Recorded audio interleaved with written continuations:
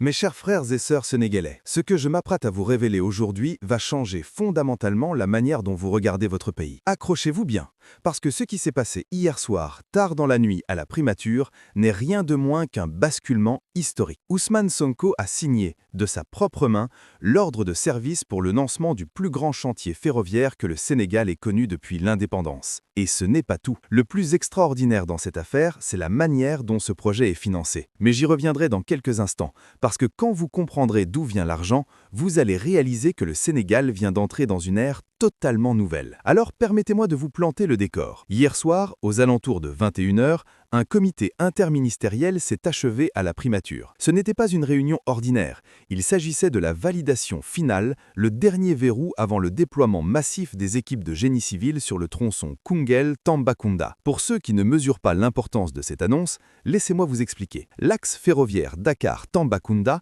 c'est la colonne vertébrale économique du Sénégal.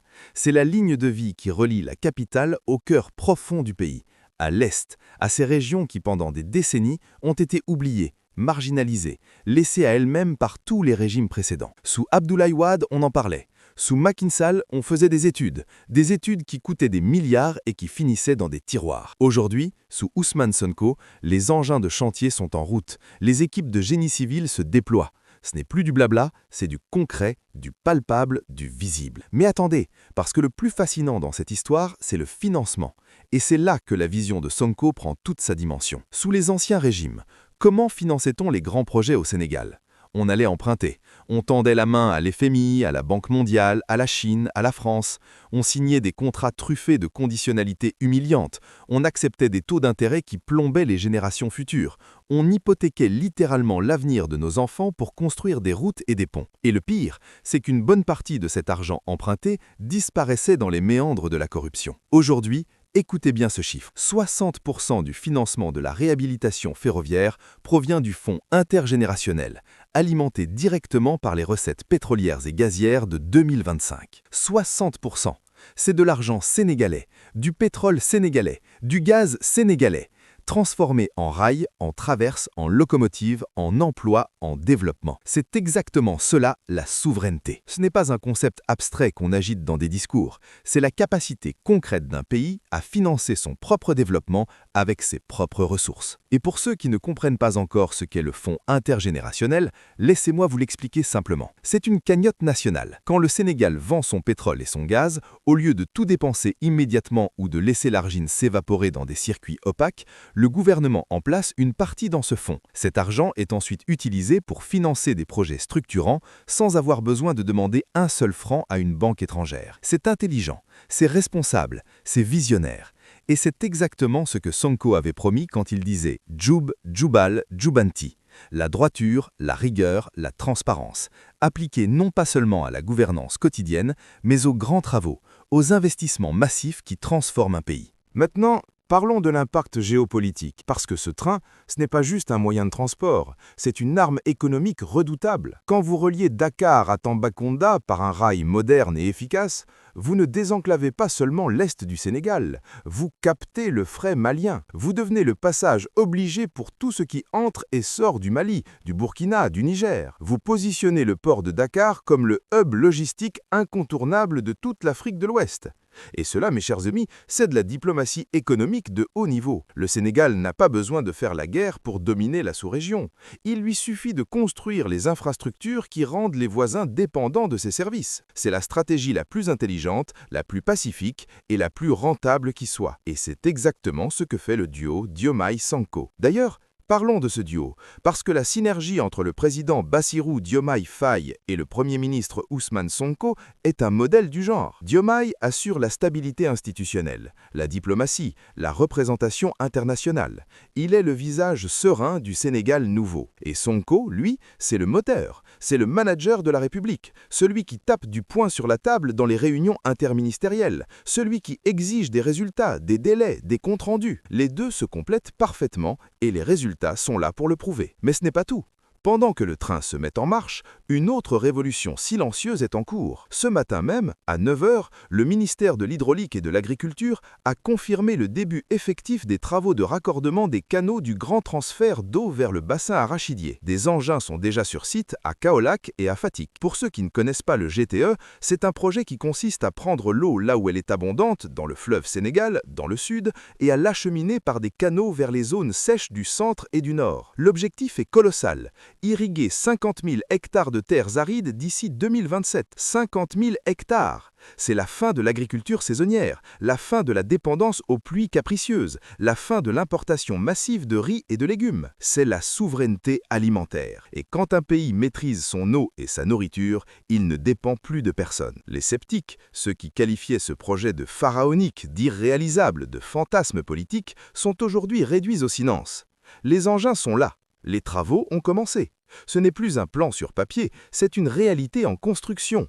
Et pour les paysans du bassin arachidier, pour les femmes de Kaolack et de Fatick qui se lèvent à l'aube pour chercher de l'eau, pour les jeunes qui quittaient les campagnes faute d'avenir, ce projet change tout. Il change absolument tout. Et comme si cela ne suffisait pas, il y a une troisième révolution en cours. Le ministère de la Communication et de l'Économie numérique a confirmé ce matin que 85% des centres d'état civil du pays sont désormais interconnectés via la fibre optique nationale. Qu'est-ce que cela signifie concrètement? Cela signifie que là où il fallait attendre 3 jours pour obtenir un extrait de naissance ou un certificat de résidence, il faut désormais 15 minutes. 15 minutes. C'est la digitalisation de l'État au service du citoyen. C'est la fin des files d'attente interminables, la fin des fonctionnaires qui vous font revenir 3 fois parce que le système est en panne, la fin de la corruption au guichet. C'est le Sénégal du 21e siècle qui prend forme sous nos yeux. Et pendant ce temps, que fait l'opposition? Elle est silencieuse. Remarquablement silencieuse, parce qu'elle n'a plus d'arguments. Son refrain habituel, c'était quoi? Le gouvernement s'endette trop, le gouvernement ne sait pas gérer, le gouvernement fait des promesses qu'il ne tient pas. Aujourd'hui, le gouvernement finance ses projets avec l'argent du pétrole sénégalais. Aujourd'hui, les chantiers sont lancés. Aujourd'hui, les résultats sont visibles. Alors que reste-t-il à l'opposition? Des critiques marginales sur les délais. C'est tout ce qu'il trouve à dire. Et franchement, quand votre seul argument c'est de dire « ça prend du temps », c'est que vous avez perdu le débat. Regardez ce qui se passe sur les réseaux sociaux. Les hashtags Sénégal émergent et Focus Sonko sont en tendance sur TikTok et sur Twitter. Les infographies montrant le tracé du chemin de fer sont partagées par millions. Il y a un climat d'espoir, une fierté retrouvée, surtout chez la jeunesse. Parce que les jeunes voient dans ces chantiers des opportunités d'emploi. Ils voient un avenir possible ici, au Sénégal, sans avoir besoin de risquer leur vie sur une pirogue vers l'Europe. Et cela, c'est peut-être le plus grand succès de ce gouvernement. Redonner l'espoir à une génération entière. Et cet après-midi même, une autre annonce majeure est attendue. L'inauguration à Diamniadio d'une unité d'assemblage de panneaux solaires estampillés Made in Sénégal. Ce n'est pas juste une usine, c'est un symbole. C'est le fruit d'un partenariat public-privé renégocié par le gouvernement actuel pour garantir un véritable transfert de technologie. Pas comme avant, où les multinationales venaient exploiter nos ressources et repartaient avec les profits. Non. Cette fois, la technologie reste ici, le savoir-faire s'installe ici, et 400 emplois directs sont créés immédiatement. 400 familles sénégalaises qui auront un revenu stable. Et à terme, cela signifie une baisse du coût de l'équipement solaire pour les ménages. L'énergie propre, accessible, abordable, produite au Sénégal, par des Sénégalais, pour des Sénégalais. Ce que nous observons en ces 24 heures, ce n'est pas simplement de l'actualité politique, c'est un changement de paradigme. C'est le passage d'un Sénégal qui mendiait à un Sénégal qui bâtit, d'un Sénégal qui subissait les décisions du FMI à un Sénégal qui décide souverainement de son avenir, d'un Sénégal où les richesses naturelles profitaient aux multinationales à un Sénégal où le pétrole et le gaz financent les écoles, les hôpitaux, les routes et les trains. Dans les 48 heures qui viennent, les images des engins de chantier arrivant à Tambacounda vont inonder tous les médias. Ces images seront la preuve irréfutable que la parole de ce gouvernement est une parole d'action. Et dans les 3 à 6 mois qui suivent, attendez-vous à une baisse significative de la tension sociale.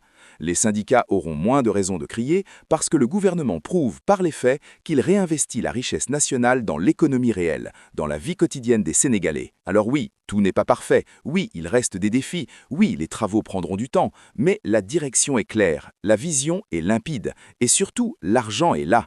Il ne vient pas de Paris, pas de Washington, pas de Pékin, il vient de Sangomar et de GTA. Il vient de notre sol, de notre mer, de notre sueur, et il est investi pour notre avenir. C'est cela le Sénégal de Diomaye et Sonko. C'est cela le projet Djoub, Djoubal, Djoubanti en action. Et si vous avez été inspiré par cette analyse, partagez cette vidéo massivement. Que chaque Sénégalais sache ce qui se passe dans son pays. Que chaque citoyen comprenne que nous vivons un moment historique. Le Sénégal se lève et personne ne pourra l'arrêter.